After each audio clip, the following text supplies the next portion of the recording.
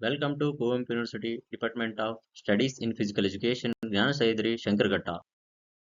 I am Prakash C, second year MP student. I am presenting on marking and measurement of cricket pitch. I have presentation under the guidelines of Dr. Gajanana Prabhu B, Chairman Department of Physical Education, Gnana Sayadri Shankarghatta. Cricket pitch marking ಬಗ್ಗೆ ತಿಳ್ಕೊಳ್ಳೋಕ್ಕಿಂತ ಮುಂಚೆ ಈ ಒಂದು ಆಟದ ಬಗ್ಗೆ ಸಣ್ಣದೊಂದು ಕಿರು ಪರಿಚಯ ಮಾಡ್ಕೊಳ್ಳೋಣ. ಕ್ರಿಕೆಟ್ ಅಂತಕ್ಕಂಥದ್ದು 11 ಜನರ ಒಳಗೊಂಡಂತ ಎರಡು ತಂಡಗಳು ಆಡ್ತಕ್ಕಂಥ ಒಂದು ಗೇಮ್ ಆಗಿದೆ. ಇದರಲ್ಲಿ ಬ್ಯಾಟ್ ಮತ್ತು ಬಾಲ್ಗಳಿಂದ ಬಳಸಿಕೊಂಡು ಈ ಒಂದು ಆಟವನ್ನು ಆಡುತ್ತಾರೆ. ಕ್ರಿಕೆಟ್ ಪಿಚ್ ಕ್ರಿಕೆಟ್ ಫೀಲ್ಡ್ ನ ಮಧ್ಯದಲ್ಲಿರುತ್ತೆ. ಇದು ಬಿಟ್ವೀನ್ ದಿ ವಿಕೆಟ್ಸ್ ನ ಮಧ್ಯದಲ್ಲಿರ್ತಕ್ಕಂಥದ್ದು ಇದನ್ನ ಪಿಚ್ ಅಂತ ಕರಿತೀವಿ. ವಿಕೆಟ್ಸ್ ನ ಮೇಲೆ ಎರಡು ಸಣ್ಣದಾದಂತಹ ಬೆಲ್ ಗಳನ್ನ ಬಳಸಿಬಿಟ್ಟಿರ್ತಾರೆ. ಇಲ್ಲಿ ಬ್ಯಾಟಿಂಗ್ ಟೀಮ್ ನ ಎರಡು ಪ್ಲೇಯರ್ಸ್ ಬಂದಿರ್ತಾರೆ. ಇಲ್ಲಿ ನಾನ್ ಸ್ಟ್ರೈಕ್ ಒಬ್ರು ಮತ್ತು ಸ್ಟ್ರೈಕ್ ಅಲ್ಲಿ ಒಬ್ರು ಬ್ಯಾಟಿಂಗ್ ಮಾಡ್ತಾರೆ. ಮತ್ತೆ ಅಪೋನೆಂಟ್ ಟೀಮ್ ನ ಒಬ್ಬ ಬೌಲರ್ ಬೌಲಿಂಗ್ ಮಾಡ್ತಾ ಇರ್ತಾನೆ.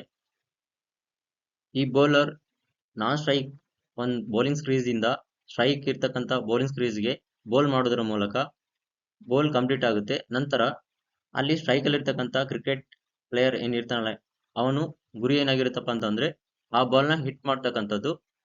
ಆ ಬಾಲ್ ಹಿಟ್ ಮಾಡಿದಂತ ಬಾಲ್ ನೋಡ್ಕೊಂಡ್ಬಿಟ್ಟು ಮುಂದೆ ಹೋಗ್ಬಿಟ್ಟು ಅಲ್ಲಿ ರನ್ ನ ಗಳಿಸ್ತಕ್ಕಂಥದ್ದು.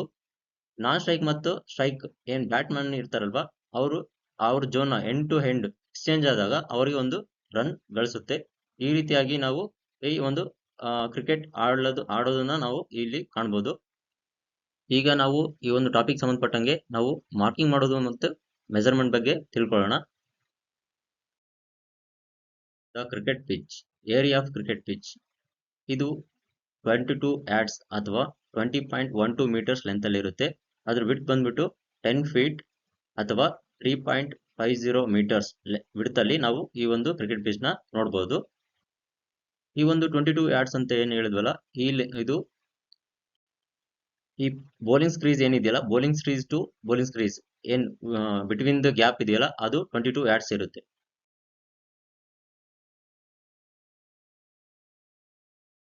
ಕ್ರಿಕೆಟ್ ಪಿಚ್ ಮಾರ್ಕ್ ಮಾಡಾದ್ಮೇಲೆ ಈ ರೀತಿಯಾಗಿ ನಾವು ಕಾಣೋದನ್ನ ನೋಡ್ಬೋದು. ಇಲ್ಲಿ bowling ಸ್ಕ್ರೀಸ್, popping ಸ್ಕ್ರೀಸ್, return ಸ್ಕ್ರೀಸ್, wide guidelines line, ಈ ರೀತಿಯಾಗಿ ನಾವು ವಿವಿಧ ಲೈನ್ ಗಳನ್ನ ನೋಡ್ಬೋದು. ಇದನ್ನ ಹಾಕೋದನ್ನ ನಾವು ಮುಂದೆ ಸ್ಲೈಡ್ ಅಲ್ಲಿ ನೋಡ್ತೇವೆ. ಆಗ್ಲೇ ಹೇಳಿದೆ, ಇದು ಕ್ರಿಕೆಟ್ ಪಿಚ್ ನಲ್ಲಿ ಬರ್ತಕ್ಕಂಥ ಸ್ಕ್ರೀಸ್ ಗಳಾಗಿರುತ್ತೆ. ಸೊ ಇಲ್ಲಿ ನಾವು ಬೌಲಿಂಗ್ ಸ್ಕ್ರೀಸ್, ಪಾಪಿಂಗ್ ಸ್ಕ್ರೀಸ್ ಮತ್ತೆ ರಿಟರ್ನ್ ಸ್ಕ್ರೀಸ್ ಆಗ್ಲೇ ಹೇಳಿದೆ ನಾವು ಇದು ವಿಡ್ತ್ ಮತ್ತೆ ಲೆಂತ್ ಗಳನ್ನ ನಾವು ಒಂದು ಮಾರ್ಕಿಂಗ್ ಮಾಡೋದ್ರ ಮೂಲಕ ಇದನ್ನ ಕಲಿತಾ ಹೋಗೋಣ. ಮೇನ್ ಆಗಿ ನಾವು ಈ ಒಂದು ವಿಡಿಯೋ ಮಾಡ್ತಿರೋದು ಕ್ರಿಕೆಟ್ ಪಿಚ್ ಮಾರ್ಕಿಂಗ್ ಮಾಡೋದು ಹೇಗೆ ಅಂತ. ಸೊ ಅದ್ರ ಬಗ್ಗೆ ಈಗ ತಿಳ್ಕೊಳ್ಳೋಣ. ಇದು ಕ್ರಿಕೆಟ್ ಫೀಲ್ಡ್ ಅಂತ ಇಮೇಜ್ ಮಾಡ್ಕೊಳ್ಳೋಣ. ಇಲ್ಲಿ ಕ್ರಿಕೆಟ್ ಪಿಚ್ ಮಾರ್ಕಿಂಗ್ ಮಾಡ್ಲಿಕ್ಕೋಸ್ಕರ ರೆಕ್ಟ್ಯಾಂಗುಲರ್ ಒಂದು ಶೇಪ್ ಅಲ್ಲಿ ನಾವು ಸರ್ಫೇಸ್ ನ ರೆಡಿ ಮಾಡ್ಕೊಂಡಿದೀವಿ. ಈಗ ಸರ್ಫೇಸ್ ರೆಡಿ ಆಗಿದೆ. ಸೊ ಮಾರ್ಕಿಂಗ್ ಮಾಡೋದು ಹೇಗೆ ಅಂತ ಈ ಒಂದು ವಿಡಿಯೋದಲ್ಲಿ ತಿಳ್ಕೊಳ್ಳೋಣ. ಮೊದಲನೇದಾಗಿ ನಾವು ಬೇಸ್ ಲೈನ್ ನ ಹಾಕೋತೀವಿ. ಇಲ್ಲಿ 2.64 ಮೀಟರ್ಸ್ ಗೆ ಬೇಸ್ ಲೈನ್ ಹಾಕೊಂತೀವಿ.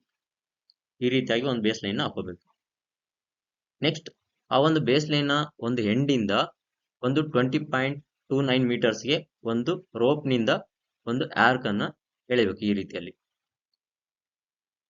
ನೆಕ್ಸ್ಟ್ ಅದೇ ಎಂಡ್ ಇಂದ 20.12 ಮೀಟರ್ಸ್ ಗೆ ಒಂದು ಆರ್ಕ್ ಅನ್ನ ಸ್ಟ್ರೈಟ್ ಆಗಿ ಎಳಿಬೇಕು. ಈ ರೀತಿ ಎಳೆದ್ಮೇಲೆ ನೆಕ್ಸ್ಟ್ ಏನು ಇಮ್ಯಾಜಿನರಿ ಲೈನ್ ಹಾಕೊಂಡಿದ್ವಲ್ಲ ನಾವು, ಆ ಒಂದು ಲೈನ್ ನ ಇನ್ನೊಂದು ತುದಿಯಿಂದ ನಾವು 20.29 ಮೀಟರ್ಸ್ ಗೆ ಒಂದು ಆರ್ಕ್ ನ ಈ ರೀತಿಯಾಗಿ ಎಳಿಬೇಕು. ನೆಕ್ಸ್ಟ್ ಅದೇ ಎಂಡ್ ಇಂದ ಏನ್ ಬೇಸ್ ಲೈನ್ ಹಾಕೊಂಡಿದ್ವಲ್ಲ, ಆ ಒಂದು ಲೈನ್ ಇಂದ ನೇರವಾಗಿ 20.12 ಮೀಟರ್ಸ್ ಗೆ ಒಂದು ಆರ್ಕ್ ಲೈನ್ ನ ಈ ರೀತಿಯಾಗಿ ಎಳಿ. ಸೊ ನಮ್ಗೆ ಈಗ ಆರ್ಕ್ ಲೈನ್ ಎಳೆದಾದ್ಮೇಲೆ ನಮ್ಗೆ 2 ಪಾಯಿಂಟ್ ಸಿಗುತ್ತೆ. ಸೊ ಆ ಪಾಯಿಂಟ್ ನ ಜೋಡಿಸ್ಬೇಕಾಗುತ್ತೆ ಈ ರೀತಿಯಾಗಿ.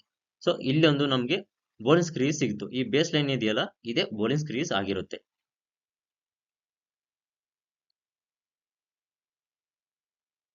ಈಗ ನಾವು 1.22 ಮೀಟರ್ಸ್ ಗೆ ಒಂದು ನಾವು ಪಾಪಿಂಗ್ ಸ್ಕ್ರೀಸ್ ನ ಹಾಕ್ತಿವಿ.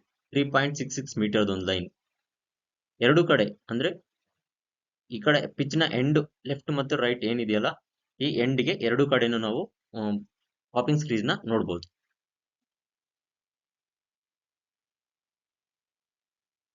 ಇದಾದ ನಂತರ 2.44 ಮೀಟರ್ಸ್ಗೆ ಒಂದು ರಿಟರ್ನ್ ಸ್ಕ್ರೀಸ್ ಅಂತ ಬರುತ್ತೆ. ಸೊ ಅದನ್ನ ಈವೇನ್ ಪಾಪಿಂಗ್ ಸ್ಕ್ರೀಸ್ ಹಾಕಿದ್ವಲ್ಲ ಅಲ್ಲಿಂದ ಹಿಂದಕ್ಕೆ 2.44 ಮೀಟರ್ಸ್ ಅಥವಾ 8 ಫೀಟ್ಗೆ ಒಂದು ಲೈನ್ ನ ಹಾಕ್ತೀವಿ ಎರಡೂ ಕಡೆನು ಇದೇ ರೀತಿ. ನೆಕ್ಸ್ಟ್ 43.18 ಸೆಂಟಿಮೀಟರ್ಗೆ ಅಥವಾ 17 ಇಂಚಸ್ಗೆ ಒಂದು ನಾವು ವೈಡ್ ಗೈಡ್ಲೈನ್ಸ್ ಲೈನ್ ನ ಹಾಕ್ತೀವಿ.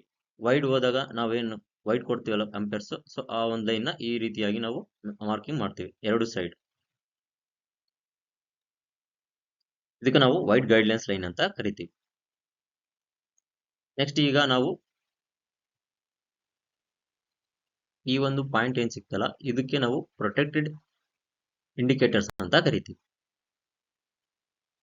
ನಾವು ಇಲ್ಲಿ ಬೌಲಿಂಗ್ ಸ್ಕ್ರೀಸ್ ನ ಏನು ಹಾಕಿರ್ತೀವಲ್ಲ ಬೇಸ್ ಲೈನ್, ಸೊ ಆ ಬೇಸ್ ಲೈನ್ ನ ಮಿಡ್ ಪಾಯಿಂಟ್ ಇಂದ 24 ಇಂಚಸ್ ಅಂತಂದ್ರೆ ಆ ಕಡೆ 12 ಇಂಚಸ್ ಮತ್ತೆ ಈ ಕಡೆ 12 ಇಂಚಸ್ ಸೆಂಟರ್ ಏನ್ ಸ್ಟಂಪ್ ಇರುತ್ತಲ್ಲ ಅದ್ರ ಒಂದು ಬೇಸಿಸ್ ಮೇಲೆ ಇದನ್ನ ಡಿವೈಡ್ ಮಾಡ್ಬಿಟ್ಟು ಎರಡು ಪ್ರೊಟೆಕ್ಟೆಡ್ ಏರಿಯಾ ಇಂಡಿಕೇಟರ್ಸ್ ನ ನಾವು ಪಾಯಿಂಟ್ ನ ಮಾಡ್ತೀವಿ. ಸೇಮ್ ಆಸ್ ಇಟ್ ಈಸ್ ಈ ಕಡೆನು ಅದೇ ರೀತಿ ಅದೇ ಮೆಜರ್ಮೆಂಟ್ ಮಾಡ್ತೀವಿ. ನೆಕ್ಸ್ಟ್ ನಾವು ಸ್ಟಂಪ್ಸ್ ನ ಇಡ್ತೇವೆ ಎರಡು ಸೈಡ್. ಏನ್ ಬೌಲಿಂಗ್ ಸ್ಕ್ರೀಸ್ ಇದೆಯಾ ಆ ಒಂದು ಲೈನ್ ಮೇಲೆ ನಾವು ಈ ಒಂದು ಸ್ಟೆಮ್ಸ್ ನ ಫಿಟ್ ಮಾಡ್ತೇವೆ. ಇದು 3 ಸ್ಟೆಂಪ್ ಏನಿರುತ್ತಲ್ಲ ಸ್ಟಿಕ್ಸ್, ಸೊ ಆ ಒಂದು ವಿಡ್ತ್ ಏನಿದೆಯಲ್ಲ 9 ಇಂಚಸ್ ಇರುತ್ತೆ. ಸೆಂಟರ್ ಪಾಯಿಂಟ್ ಇಂದ 4.5 ಈ ರೀತಿಯಾಗಿ ನಾವು ಡಿವೈಡ್ ಮಾಡ್ಬಿಟ್ಟು ನಾವು ಸ್ಟೆಮ್ಸ್ ನ ಫಿಕ್ಸ್ ಮಾಡ್ತೀವಿ. ನೆಕ್ಸ್ಟ್ 1.53 ಮೀಟರ್ಸ್ಗೆ 5 ಫೀಟ್ ಒಂದು ಪ್ರೊಟೆಕ್ಟೆಡ್ ಏರಿಯಾ ಇಂಡಿಕೇಟರ್ಸ್ ನ ನಾವು ಮಾರ್ಕಿಂಗ್ ಮಾಡಿರ್ತೀವಿ. ಸೊ ಇದು ಯಾಕೆ ಮಾಡಿರ್ತಾರಪ್ಪ ಅಂತಂದ್ರೆ ಬೌಲಿಂಗ್ ಮಾಡಿದ ನಂತರ ಬೌಲರ್ ಈ ಒಂದು ಇಮ್ಯಾಜಿನರಿ ಲೈನ್ ನ ಕ್ರಾಸ್ ಮಾಡುವಂತಿಲ್ಲ. ಯಾಕಪ್ಪ ಅಂತಂದ್ರೆ ಪಿಚ್ ಹಾಳಾಗುತ್ತೆ ಅನ್ನೋ ಉದ್ದೇಶದಿಂದ ಈ ಒಂದು ಇಮ್ಯಾಜಿನರಿ ಲೈನ್ ನ ಹಾಕಿರ್ತಾರೆ. ಸೊ ಎರಡು ಕಡೆ ಇದೇ ರೀತಿ ಇರುತ್ತೆ. ಇದಕ್ಕೆ ನಾವು ಪ್ರೊಟೆಕ್ಟೆಡ್ ಏರಿಯಾ ಇಂಡಿಕೇಟರ್ಸ್ ಅಂತ ಕರಿತೀವಿ.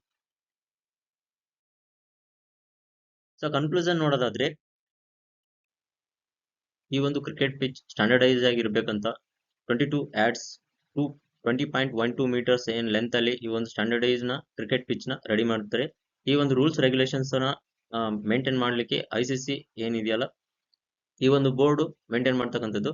ಇಲ್ಲಿ ಯಾವುದೇ ರೀತಿಯ ಸ್ಪರ್ಧೆ ನಡೆಸಿದಾಗ ಕೆಲವೊಬ್ಬರಿಗೆ ಮೋಸ ಆಗ್ತಿರ್ಬೋದು ಅಥವಾ ತೊಂದರೆಗಳಾಗ್ತಿರ್ಬೋದು. ಸೊ ಈ ಒಂದು ಸಮಸ್ಯೆಗಳನ್ನು ಬಗೆಹರಿಸಲಿಕ್ಕೆ ಈ ಒಂದು ICC ಬೋರ್ಡ್ ಏನಿದೆಯಲ್ಲ ಇದನ್ನು ಒಂದೇ ರೀತಿಯಲ್ಲಿ ಒಂದು ಮೆಜರ್ಮೆಂಟ್ ಸ್ಟ್ಯಾಂಡರ್ಡೈಸ್ ಆಗಿರ್ಬೇಕು ಮತ್ತು ಎಲ್ಲರಿಗೂ ನ್ಯಾಯಯುತವಾಗಿರ್ಬೇಕು, ಕ್ರೀಡೆಯ ಒಂದು ಸ್ಫೂರ್ತಿಯನ್ನು ಎಲ್ಲರಲ್ಲಿ ಕಾಣಬೇಕು ಎಂದು ಈ ಒಂದು ರೀತಿಯ ಒಂದು ರೂಲ್ಸ್ ರೆಗ್ಯುಲೇಷನ್ ಮೂಲಕ ಈ ಕ್ರಿಕೆಟ್ ಪಿಚ್ ನ ಒಂದು ಮಾರ್ಕಿಂಗ್ ಸ್ಟ್ಯಾಂಡರ್ಡೈಸ್ ಆಗಿ ಮಾಡಿರ್ತಾರೆ.